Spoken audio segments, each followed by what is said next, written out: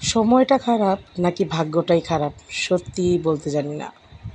শুধু এতটুকুই বুঝি যে বয়সে নিশ্চিন্তে হাসার কথা ছিল, সেই বয়সেই জীবনটাকে দুশ্চিন্তা, দায়িত্ব আর অজানা অনিশ্চয়তায় ভরে গেছে। আগের মতো মন খুলে হাসতে পারি না। কোনো না কোনো চিন্তা সব সময় মাথার ভেতর ঘুরতেই থাকে।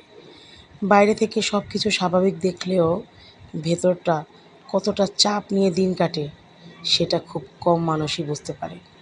প্রতিদিনই নিজেকে শক্ত রাখার চেষ্টা করি, কিন্তু সবসময় শক্ত থাকা যায় না। হয়তো এটাই জীবনের বাস্তবতা। তবুও আশা করি একদিন এই কঠিন সময়টাও কেটে যাবে। আবার এমন একটা সকাল আসবে যেদিন মন খুলে হাসব। দায়িত্ব এমন একটা জিনিস, যে মন থেকে দায়িত্ব নেয় সে সেটা ফুলফিল না করা পর্যন্ত শান্তি পায় না। ঠিক তেমনই আমি।